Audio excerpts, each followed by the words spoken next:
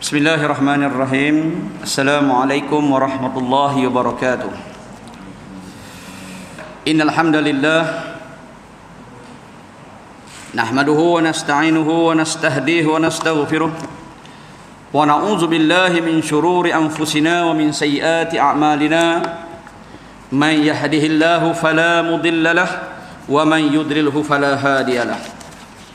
أشهد أن لا إله إلا الله وحده لا شريك له وأشهد أن سيدنا ونبينا محمدا عبده ورسوله ولا نبيا بعده سبحانك لا علم لنا إلا ما علمتنا إنك أنت العليم الحكيم رب اشرح لي صدري ويسر لي أمري واحلل عقدة من لساني يفقهوا قولي.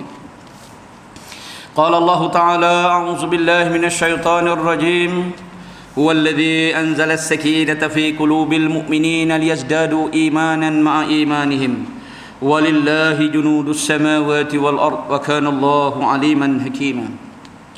وقال رسول الله صلى الله عليه وسلم لا تدخلوا الجنة حتى تؤمنون ولا تؤمنون حتى تحبون هل أدلكم على شيء إن فعلتموهم تهاببتم أفشوا السلام بينكم أو كما قال رسول الله صلى الله عليه وسلم. صدق الله وصدق رسول الله صلى الله عليه وسلم. Yang dimuliakan lagi dirahmati Allah, tuan-tuan imam, seterusnya barisan kepimpinan Masjid Jami' Bukit Jana yang diketuai oleh Datuk Pengurusi dan Timbalan Pengurusi serta ahli-ahli jawatankuasa dan pegawai-pegawainya, seterusnya para asatizah, para jamaah tetamu Allah, jamaah salat maghrib, muslimin muslimat, mukminin mukminat rahimakumullahu taala. Alhamdulillah, seperti biasa sama-sama kita merafakkan setinggi-tinggi kesyukuran kita kepada Allah Subhanahu wa taala, kerana Allah Subhanahu wa taala masih memberi keizinan kepada kita untuk berada di dalam dua keadaan, kesihatan dan kelapangan, di mana kedua keadaan tersebut Allah pimpin dan bawa kita ke masjid untuk melaksanakan solat fardu secara berjamaah. Dalam satu hadis Nabi SAW menyebutkan bahawa sesiapa yang menjaga akan solat fardu 5 waktu. Nah, disebut secara matan dia kata bahawa Allah Taala mewajibkan solat fardu secara 5 waktu. Barang siapa yang menjaganya sesungguhnya Allah telah menjanjikan untuk dia. Barang siapa yang tidak menjaganya, walam yuhafiza, barang siapa yang tidak menjaganya, maka tidak ada sebarang perjanjian, ma wa'adakumullahu syai'an, tidak ada sebarang perjanjian Allah dengan dia. Jadi insya-Allah tuan-tuan yang dirahmati Allah, dengan keberkatan, kerajinan, ketaatan kita, rajin datang ke masjid untuk melaksanakan, mendirikan solat fardu secara berjamaah ini, Allah telah menjadi saksi bahawa kita akan dimasukkan ke dalam syurga Allah, insya-Allah, mudah-mudahan. Salawat dan salam terhadap junjungan besar Nabi kita Muhammad sallallahu alaihi wasallam. Baginda telah hadir membawa manusia secara keseluruhannya daripada lembah kegelapan kepada lembah cahaya. Litukhrijan nas minaz zulumati ila nur, membawa manusia daripada kegelapan akidah, kesesatan mencari Tuhan ketika itu, kepada cahaya, iaitu cahaya Islam, iaitu disebut litukhrijan nas min dayikin ad-dunya ila was'atid dunya wal akhirah, untuk membawa manusia daripada kesempitan dunia. Kerana manusia yang berada di dalam jahiliyah, mereka berada dalam kesempitan kerana mereka ditindas, yang kuat menindas yang lemah, dan tidak ada sebarang kebebasan kerana manusia memperhambakan sesama manusia. Ila wasa'atid dunya wal akhirah, apabila Islam hadir, maka Islam telah memerdekakan jiwa-jiwa hambanya. Walaupun status dia hamba, seperti Bilal bin Rabah, Wahsy yang kita tahu, walaupun dia hamba, tetapi dia tetap dimerdekakan jiwanya apabila mereka memeluk agama Islam, dengan merasakan nikmat di dunia ini dan juga nikmat di akhirat yang menanti mereka, insya-Allah. Jadi alhamdulillah, mudah-mudahan Nabi kita meninggalkan kepada kita Al-Quran dan juga Sunnah, dan kita ikutinya dengan sebaik mungkin, maka kehidupan kita akan menjadi lebih berkat dan selamat, dan seterusnya Allah Subhanahu Wa Taala mencetak nama kita sebagai umat Nabi sallallahu alaihi wasallam yang layak mendapat syafaatnya di negeri akhirat kelak.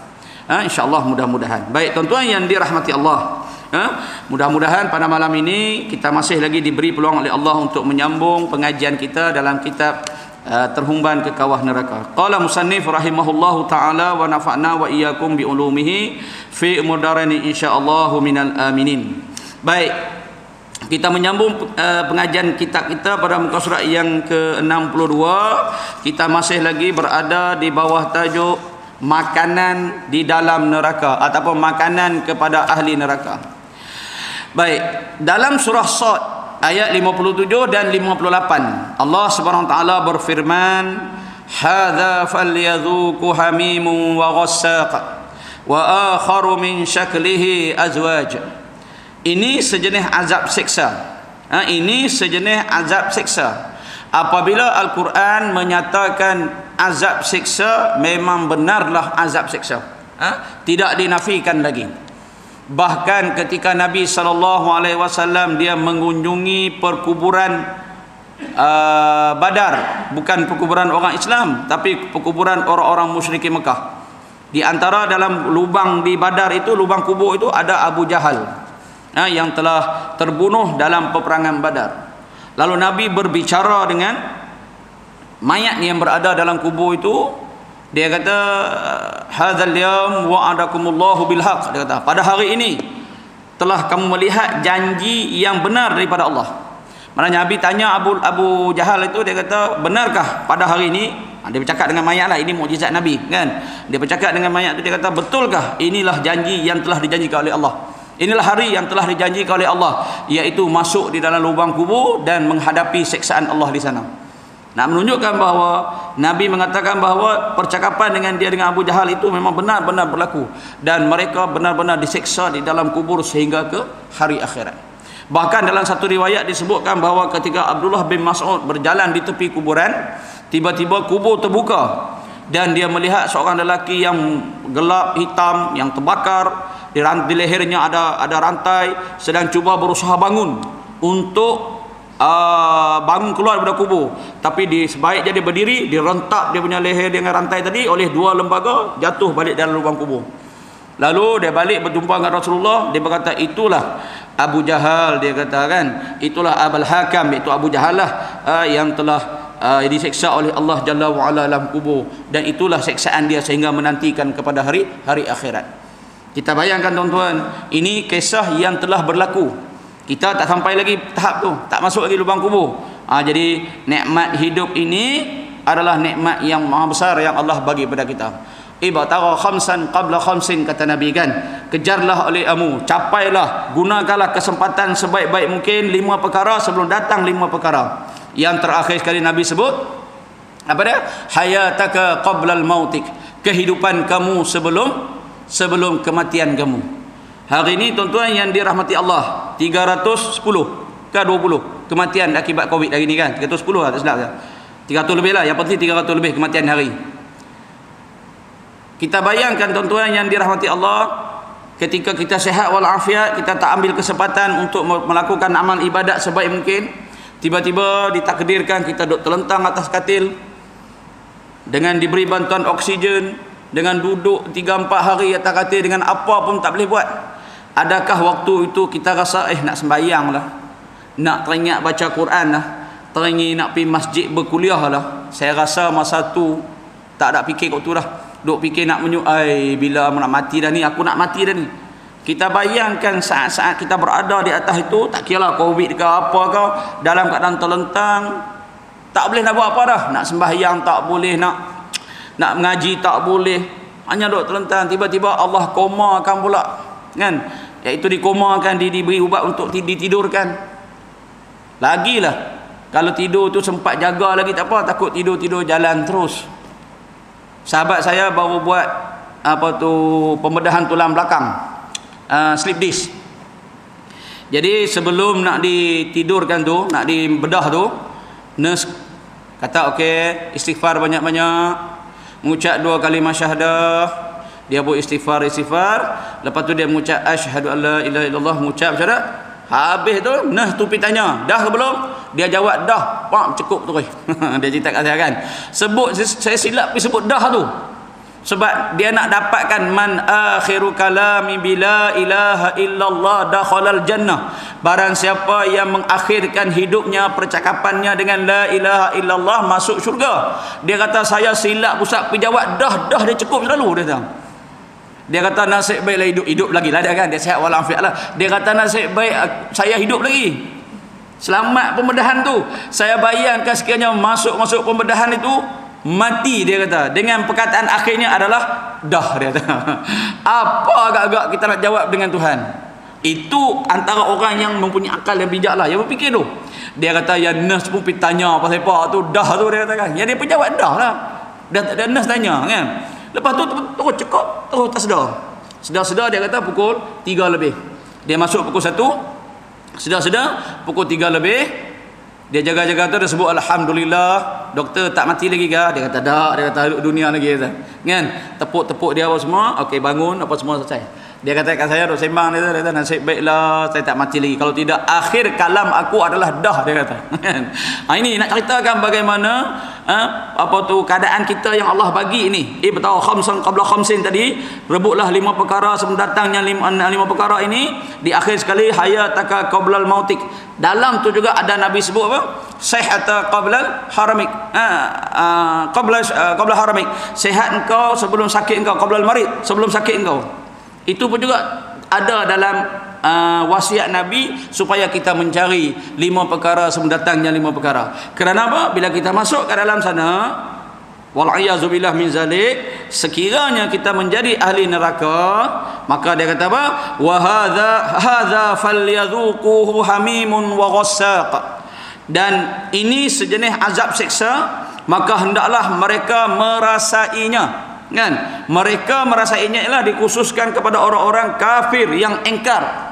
Apabila disebut tentang siksaan, apabila disebut tentang azab kubur, azab neraka, dia buat tak kisah je, dia buat nohin je, dia buat lawak-lawak main je. Masuk baru dia tahu. Dalam surah At-Takatsur kan Allah sebut apa tu? Alhaakumut takatsur hatta zurtumul maqabir. Berlumba-lumba mereka itu mencari harta hatta zurtumul maqabir, sehingga mereka itu masuk ke dalam lubang kubur kan. Hatta zurtumul maqabir kalla saufa ta'lamun. Kalaulah aku tahu oh gini rupanya lubang kubur, teruknya kan. Thumma kalla saufa ta'lamun. Sesungguhnya dia kata kalaulah aku tahu kan, kalla law ta'lamuna ilmal yaqin, sesungguhnya aku telah mengetahui dengan sebenar-benar. Tengok kubur baru betul-betul dia percaya. Sebelum ni orang dok cerita azab kubur, dia buat tak tahu je kan. Kisah Nabi Nuh, waja'alu asabi'ahum fi azanihim. Mereka meletakkan jari-jari telunjuk di dalam telinga, tak mau dengar benda-benda yang baik. Hari ini kita tak letak jari telunjuk, tapi kita buat cara-cara macam kaedah yang lain untuk menunjukkan kita tak suka kepada benda-benda nasihat-nasihat yang baik ini kan. Jadi maknanya bila sampai ke dalam baru kita tahu. Wa akharu min syaklihi azwaj. Air panas, mereka merasainya, air panas yang menggelegak dan air danur yang mengalir untuk minuman mereka. Dan azab mereka yang lain yang serupa buruknya dan dahsyatnya adalah pelbagai jenis lagi. Siksaan yang didapati kepada ahli neraka ini pelbagai jenis lagi. Itu satu bentuknya ialah bentuk makanan dan minuman. Kita bertengok belum membicarakan tentang siksaan yang lain. Dipukul, digantung, disebat, dibakar. Itu baru tengok sudut makanan dan minuman ahli neraka sahaja dalam kitab kita ni membicarakan. Tidak cukup dengan makanan yang dibuat daripada darah dan nanah yang dikentalkan. Darah dan nanah yang diuli, diadunkan menjadi tepung, macam tepung, dikentalkan. Diberikan juga kepada mereka air yang panas dan air ghassaq, iaitu campuran darah dan nanah. Itulah cara Allah Subhanahu wa taala mengazab seseorang yang dihumbankan ke dalam neraka. Wal a'yazubillah min zalik. Cara Allah mengazabkan seorang. Mengenai ghislin, Qatadah berkata, ia seburuk-buruk makanan yang disediakan kepada penduduk neraka. Ini makanan yang paling buruk. Ibnu Abbas radhiyallahu an berkata, pohon zakum ialah pohon yang tumbuh di dasar neraka Saqar. Pohon yang tumbuh di dasar neraka sakar. Sebab itu kalau kita membicarakan bab sam'iyah ini, khususnya neraka ini, maka pendapat ulama terbahagi kepada dua. Ada pendapat mengatakan neraka ini akhirat nanti, dunia negeri akhirat nanti dibentangkan daripada dunia ini juga. Dunia yang kita hidup sekarang ini dilandaikan oleh Allah Jalla wa'ala, kemudian diwujudkan syurga dan neraka dalam dunia ini juga. Itu pendapat setengah ulama. Setengah pendapat lagi mengatakan bahawa neraka dengan syurga nanti kita masuk dalam dunia yang lain. Ini pendapat. Ini pendapat mengatakan dunia yang lain. Sebab tu kadang-kadang kita tengok ada pendapat mengatakan bahawa pohon dia tumbuh di dasar neraka, kan? Nak menunjukkan bahawa keadaan di neraka itu, dia punya keadaan dia, azab dia lebih kurang macam di dunia ini lebih kurang, tapi dia lebih dahsyat daripada dia. Kalau kita merasa azab di dunia ini, di neraka azab tu lebih berlipat-lipat kali ganda. Tapi dia punya kaedah seksaan dia lebih kurang sama. Kan? Kalau macam contoh, kalau di dunia kita kena panggang dengan api, macam contoh Khabbab bin Al-Araq, dia pernah kena panggang dengan api semasa jahiliah, semasa dia baru masuk Islam, kan? Di neraka pun orang-orang jahiliah akan dipanggang macam api itu juga. Tapi dia punya keseksaan dia, kedahsyatan dia lebih hebat lagi daripada itu. Ini pendapat setengah ulama. Dia kata Allah SWT berfirman dalam surah As-Saffat ayat 67. Thumma inna lahum 'alaiha lasyauban min hamim. Sesungguhnya mereka akan diberi sejenis minuman campuran daripada air yang sangat panas. Para penghuni neraka memohon kepada Allah agar diberikan makanan dan minuman. Maka inilah makanan dan minuman yang selayaknya untuk diberikan kepada para pendosa semasa hidup di dunia. Kalau kita di dunia duk minum benda-benda yang tak sepatutnya, maka di neraka kita akan merasalah siksaannya. Kita tak boleh nak bayangkan tuan-tuan, cuma sekarang ini kita boleh merasa takut sahaja supaya benda-benda itu jangan masuk kepada tubuh badan kita. Hari ini kalau siapa duk minum arak kat dunia ini, di akhirat kelak dia pun juga akan ditimpa arak, diberi minuman daripada danur dan darah yang sama. Hari ini kalau kita melakukan perkara-perkara yang jahat, berzina dan sebagainya, maka di akhirat kelak kita akan mendapat balasan. Sebab itu tuan-tuan yang dirahmati Allah, apabila kita berdoa kepada Allah, kita mohonlah doa yang menjadi doa favorit Nabi. Rabbana atina fid dunya hasanah wa fil akhirati hasanah wa qina azabannar. Jauhkan daripada api neraka. Kan? Bila kita jauh daripada api neraka itu, insya-Allah kita akan selamat. Wa fawza minan nar, kan? Wa fawza minal jannah. Kita diberi kejayaan dengan syurga. Meminta jauh daripada api neraka ini, kita merupakan doa yang Nabi akan sebut dalam setiap doa dia. Sebab itu kita pun selalu kalau berdoa, tuan-tuan jangan lupalah, sebutlah dalam buku yang ditulis oleh Dr. Zulkifli Al-Bakri berkaitan dengan menangani COVID mengikut sunnah itu, ada satu doa yang baca pada waktu pagi, baca pada waktu petang.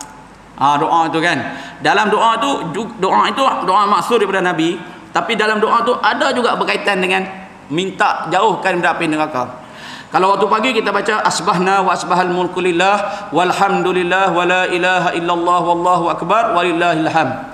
Lepas tu Allahumma inni as'aluka khaira fi hadzal yaum. Ini waktu pagi kita baca Allahumma inni as'aluka khaira fi hadzal yaum. Ya Allah, Engkau kurniakanlah kebaikan pada hari ini, wa khaira ba'dahu, dan kebaikan selepasnya, wa a'udzubika min syarri fi hadzal yaum, dan Kau jauhkanlah aku daripada keburukan pada hari ini, wa syarri ma ba'dahu, dan keburukan selepas itu, wa a'udzubika min adzabin fil qabr, jauhkanlah aku daripada azab dalam kubur, wa a'udzubika min adzabin finnar. Nampak Nabi dalam keadaan dia maksum, dia sebut dua benda yang sangat menakutkan. Sebab tu dalam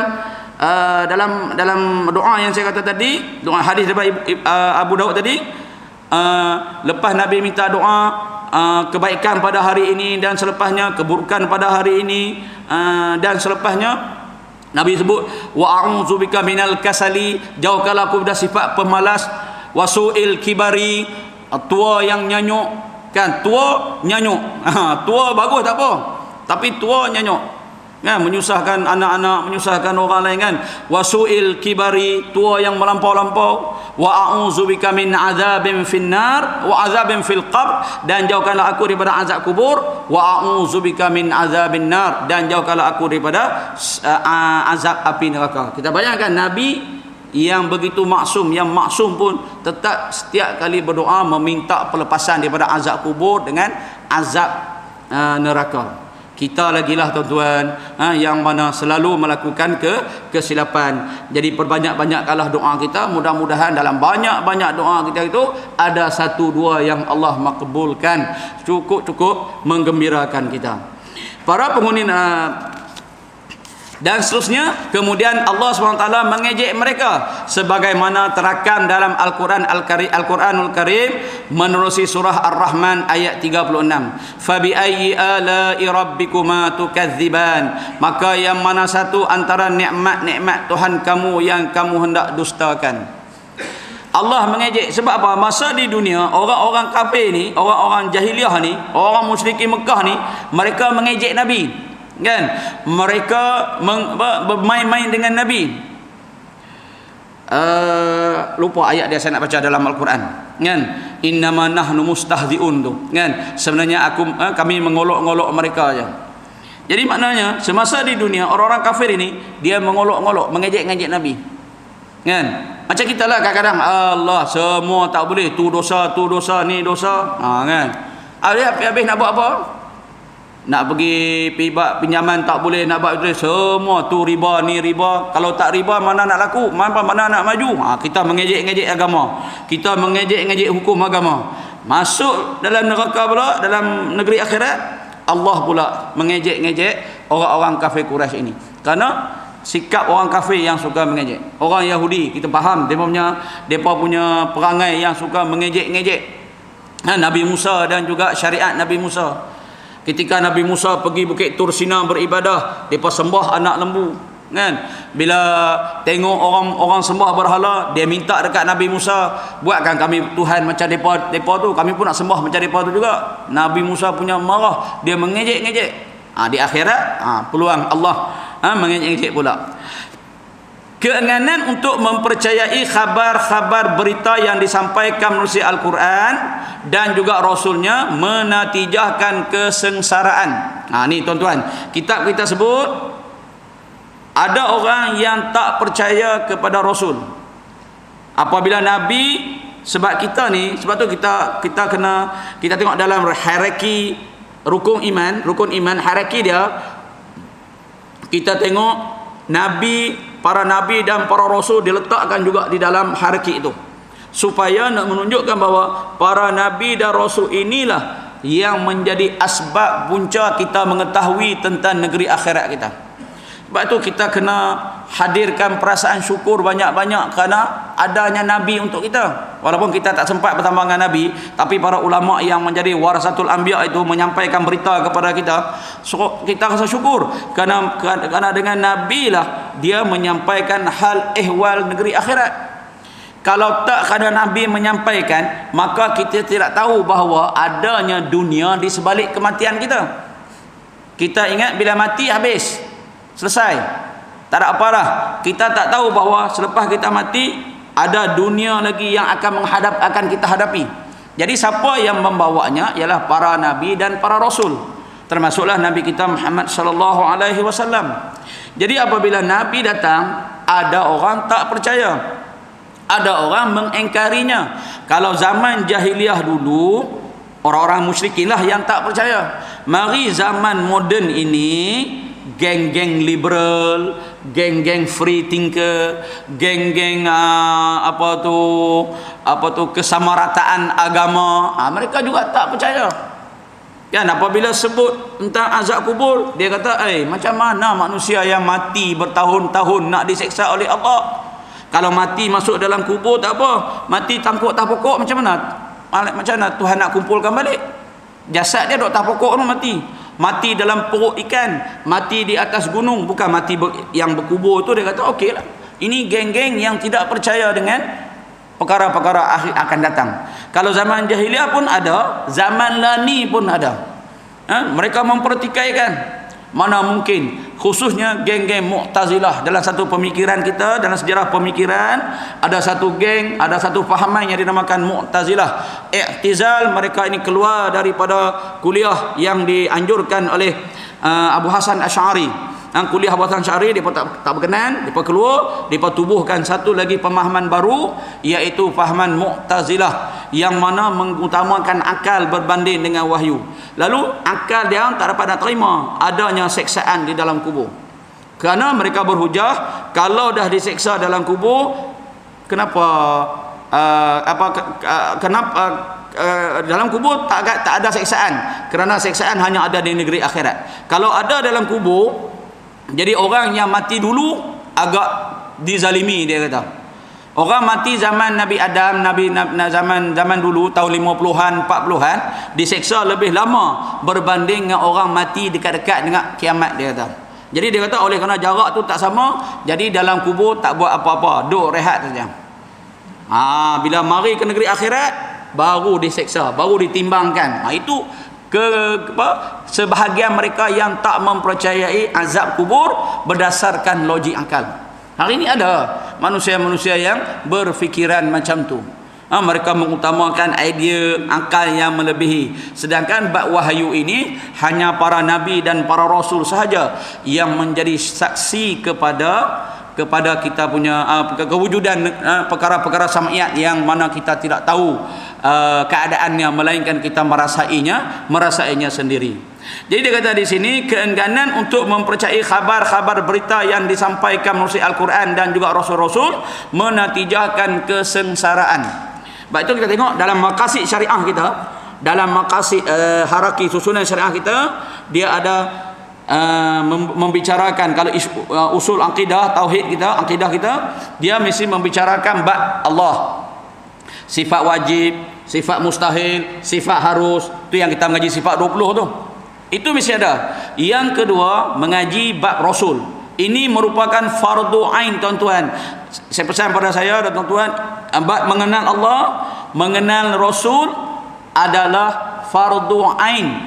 Dan yang ketiga, mengenal perkara-perkara sam'iyat, itu adalah dia punya tonggak kepada akidah kita.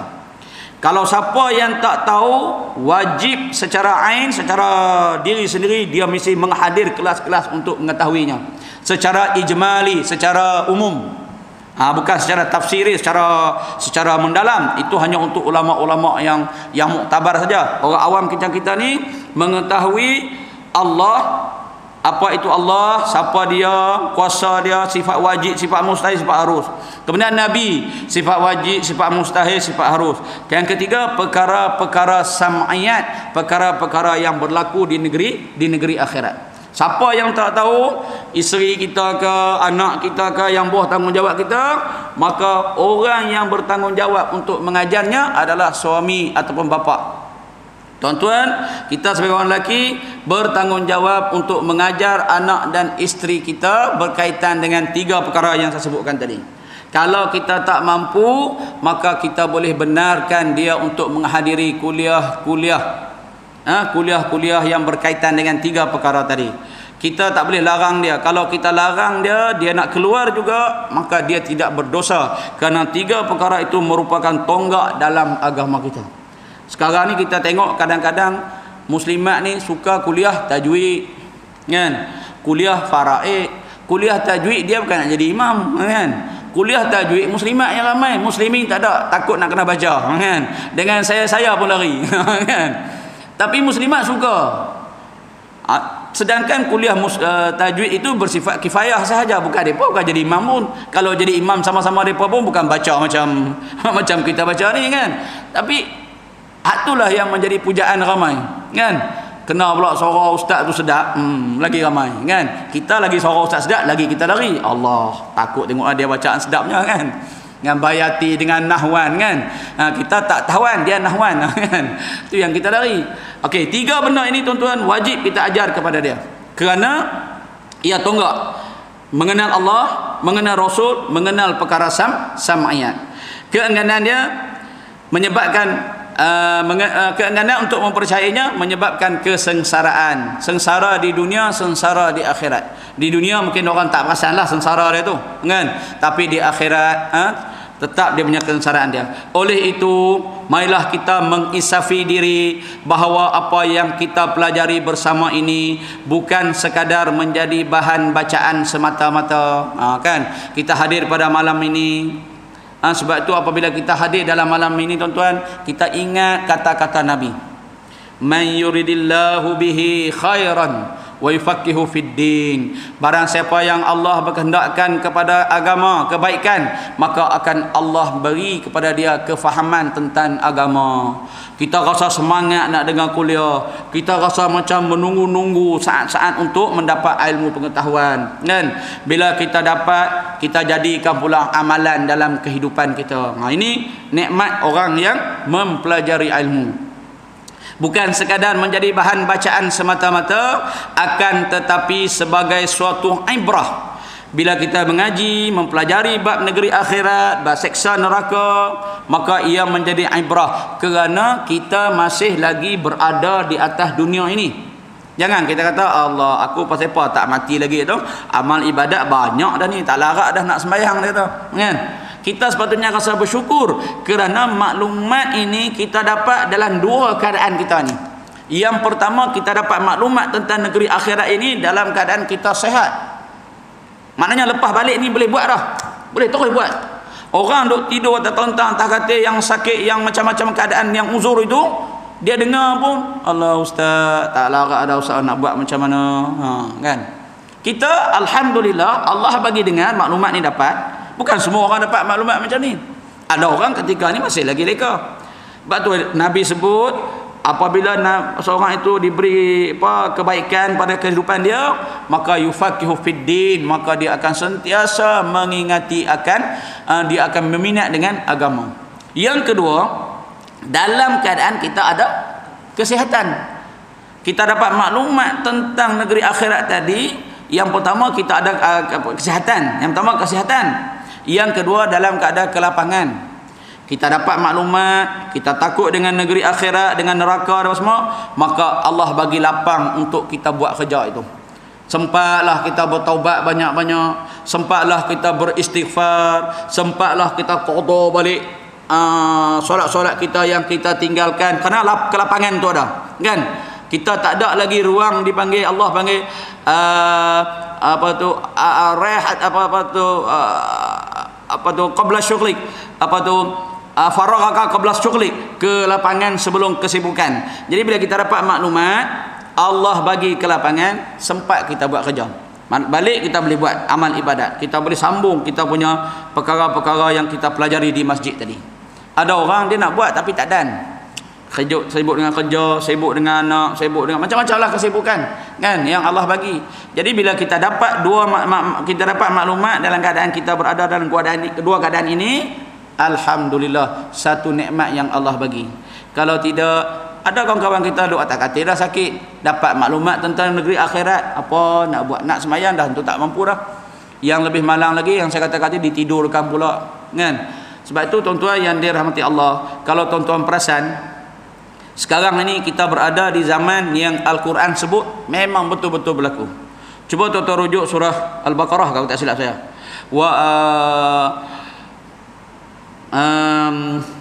Allahu Akbar. Walanabluwannakum bisyai'im, kan?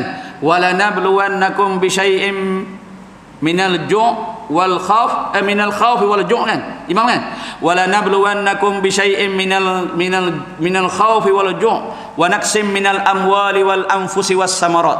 Cuba tuan-tuan perhati satu persatu. Sesungguhnya kami akan menguji manusia itu dengan sesuatu daripada khauf, ketakutan. Hari ini kita takut tak? Takut. Nak salam, sorry, siapa berani salam ni, kan? Saya kalau orang salam sikit mula duk cari sanitizer. Takut. Betul, Allah kata Allah akan uji kita dengan ketakutan. Hari ini kita takut. Orang bersin, kalau dulu kita amin, alhamdulillah, kan, yarhamkumullah. Lah ni orang bersin, perhati. Khauf, Allah uji dengan ketakutan. Wal ju', kelaparan.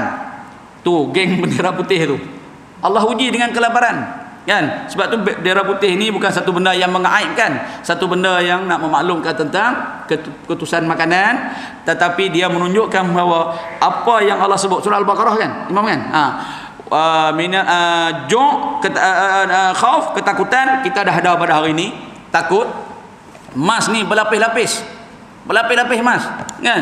Bukan lagi 2 lapis, ada yang 3 lapis pada. Takut punya pasal, kan? Ada kawan saya apa? Awak tak mari masjid? Saya tak cocok lagi, tak berani mari masjid. Tak cocok, tak berani mari masjid. Punya takut, kan? Tapi pasal malam saya jumpa juga dia, pasal hari, kan? Yang kedua, juk, kelaparan. Hari ni ramai yang lapar, mesej minta makanan daripada masjid. Saya berapa banyak orang call minta makan. Wa naqsim minal amwal, kekurangan harta benda. Ada orang pilot, dulu bukan main, engineer Petronas, bukan ngalang-ngalang punya gaji, kan? Tiba-tiba tengok masuk dalam Facebook, jual burger, paksa buat Grab. Wa naqsim minal amwal, kekurangan makanan. Berlaku tak pada kita? Berlaku pada hari ini. Wal ams, kehilangan harta, kehilangan jiwa. Allah sebut satu persatu dan semuanya itu ada pada kita. Kehilangan jiwa, kematian, macam sebut tadi hari ini 310 kematian.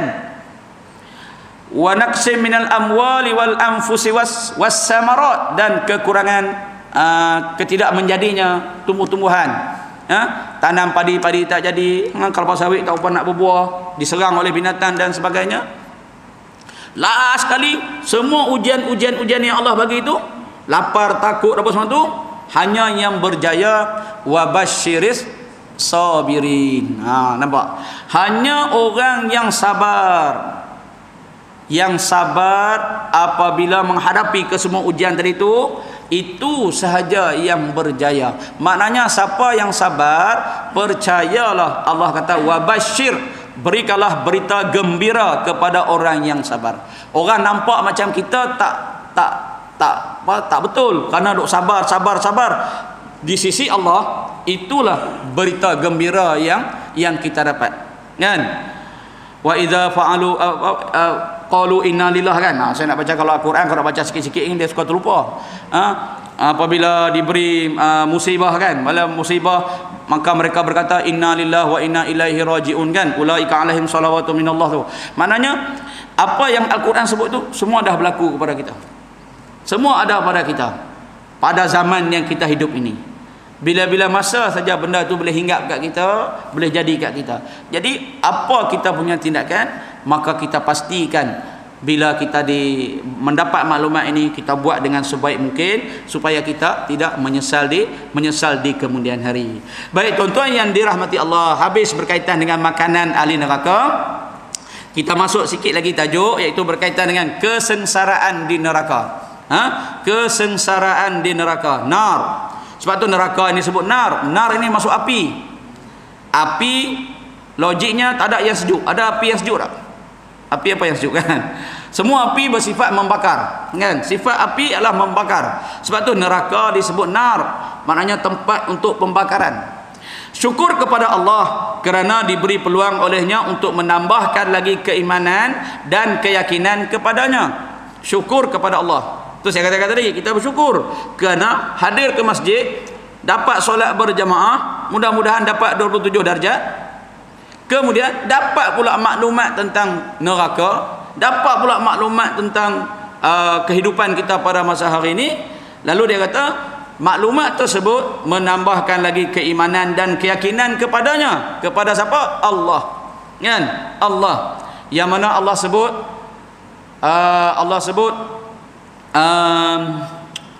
wa man yuridillahu Allah, saya nak baca doa, nak baca ayat Quran cukup masalah kalau tangguh-tangguh macam ni. Ma asabatin min musibatin illa biiznillah, kan? Setiap berlaku musibah itu tidak akan berlaku kecuali dengan izin Allah. Jadi bila kita dapat maklumat macam ni, kita yakin bahawa kesemuanya itu daripada Allah, kan? Allah yang menurunkannya, Allah lah yang memberikannya. Jadi kalau kita takut pun berpada-padalah takut kita. Taklah takut sampai masjid pun tak main.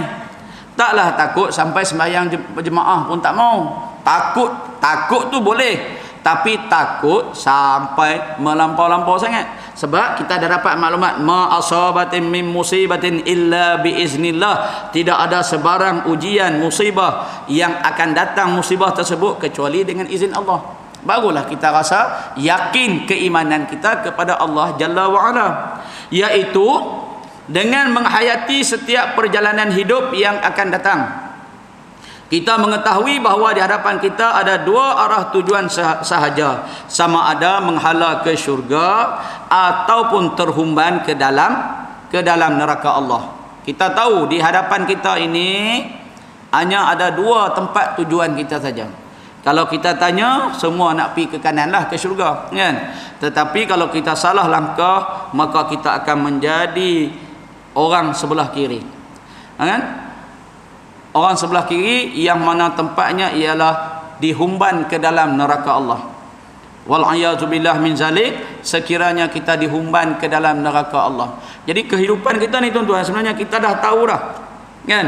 Kita dah tahu dah mana kita punya hala tuju. Tapi kita tak dapat nak memastikan kita punya lorong itu benar-benar menuju ke syurga. Sebab kita diganggu oleh pelbagai-bagai anasir di atas dunia ini, yang mana kadang-kadang kita mampu, kadang-kadang kita pun tak mampu juga. Apa dia? Yang pertama, anasir daripada nafsu kita sendiri. Yang kedua, anasir daripada jin dan iblis yang sentiasa memerhatikan di mana kelemahan kita. Tahu tuan-tuan, jin dan iblis ni dia ada perhati ni. Dia akan cari di mana titik kita punya kelemahan, weakness point kita. Di mana kelemahan kita, di situlah dia attack. Kalau dia tahu kita ni kaki masjid, dia tak ganggu dah. Dia tahu aku ni ganggu macam mana pun, dia mari juga ke masjid, dia hadirkan sombong, perasaan sombong, memandang rendah kepada orang lain. Kalau kita pula jenis tawaduk, dia hadir pula perasaan terlampau berkira sangat, terlampau nak jaga sangat. Allah, penyakit was-was pula dia hadir. Tuan-tuan percayalah, dekat kita ni sentiasa ada kelemahan. Kadang-kadang bila kita dah okey dah, dia mari pula ambil lewa akan ibadah tersebut. Dia akan ada. Sebab apa? Inilah menjadi punca gangguan untuk kita masuk ke dalam alam syurga. Dalam kitab Riyadhus Shalihin, Nabi cerita tentang satu kisah. Nabi tengah nak makan, dalam 5-6 orang sahabat-sahabat nak makan. Tiba-tiba datang seorang budak lelaki, budak perempuan, nak ambil makanan tu. Nabi pegang tangan dia, cekak tangan dia. Datang pula Arab Badui seorang nak ambil makanan, Nabi cekak juga makanan dia. Orang tengok terkejut, Nabi ni kasar benar, nampak macam pegang tangan tu. Nabi tarik ke tepi. Lalu Nabi kata, sebelum nak makan, bacalah bismillah. Hadis tu panjang, kitab Riyadhus Shalihin. Jadi sahabat tanya, kenapa? Sebenarnya dia kata, aku pegang tadi bukan pegang tangan budak tadi, aku pegang tangan syaitan. Yang mana dia datang untuk menghasut, menggoda dan memastikan makanan yang kita nak makan itu tidak menjadi darah daging yang halal pada diri kita. Kita bayangkan tuan-tuan, sampai peringkat macam tu nasib baik Nabi, kan? Dia boleh pegang tangan kau tu sebab Nabi nampak syaitan iblis tu. Kita cuba buat macam tu, kan? Mau kena halau balik, kan? Tapi Nabi pegang tu, Nabi kata aku pegang tangan syaitan yang cuba untuk menjadikan makanan ini rosak, tidak ada keberkatan. Lalu dia kata baca bismillah, barulah makanan itu menjadi berkat. Sebab kan kita ingat Nabi sebut ma min lahmin nabata minal haram fannaru aula bih. Makanan yang tumbuh daripada benda yang haram, maka nerakalah tempatnya. Baik tuan-tuan yang dirahmati Allah, kita berhenti sini dulu. Masa pun dah nak masuk dah, ya, insya-Allah dah nak masuk dah. Insya-Allah kita akan sambung berkaitan dengan kesengsaraan di neraka pada perjumpaan kita akan datang. Jadi mudah-mudahan Allah Subhanahu Wa Taala memberkati kehidupan kita dan Allah jadikan kita sentiasa berada di atas jalan kebenaran untuk menuju syurga Allah, insya-Allah. Kita akan sambung, sudah tentu keinginan serta matlamat pada perjumpaan kita pada bulan September, insya-Allah. Jadi tuan-tuan yang dirahmati Allah, minta maaf sebarang kekurangan dan kesilapan. Mudah-mudahan keberkatan sentiasa bersama kita dan Allah jadikan kita di antaranya hamba-Nya yang saleh dan salihah, insya-Allah. A'udzubillahi minasyaitonirrajim. Bismillahirrahmanirrahim. Alhamdulillahirabbil alamin wassalatu wassalamu ala asyrafil anbiya'i wal mursalin wa ala alihi wa sahbihi ajmain. Amma ba'du. Kita berhenti sini dulu. Masa pun dah nak masuk dah, ya, insya-Allah dah nak masuk dah. Jadi mudah-mudahan Allah Subhanahu Wa Taala memberkati kehidupan kita dan Allah jadikan kita di antaranya hamba-Nya yang saleh dan salihah, insya-Allah. A'udzubillahi minasyaitonirrajim. Bismillahirrahmanirrahim. Alhamdulillahirabbil alamin wassalatu wassalamu ala asyrafil anbiya'i wal mursalin wa ala alihi wa sahbihi ajmain. اللهم اغفر لنا ذنوبنا ولوالدينا وارحمهم كما ربونا صغارا ولجميع المسلمين والمسلمات والمؤمنين والمؤمنات برحمتك يا ارحم الراحمين اللهم فقهنا في الدين وعلمنا التأويل وارزقنا فهم النبيين زدنا علما وارزقنا فهما برحمتك يا ارحم الراحمين اللهم اجعل جمعنا هذا جمعا مرحوما وتفرقنا من بعده تفرقا معصوما ربنا آتنا في الدنيا حسنة في الآخرة حسنة وقنا عذاب النار وصلى الله على سيدنا محمد وعلى آله وصحبه وسلم والحمد لله رب العالمين أقول قولي هذا وأستغفر الله العظيم لي ولكم السلام عليكم ورحمة الله وبركاته والله أعلم بسم الله الرحمن الرحيم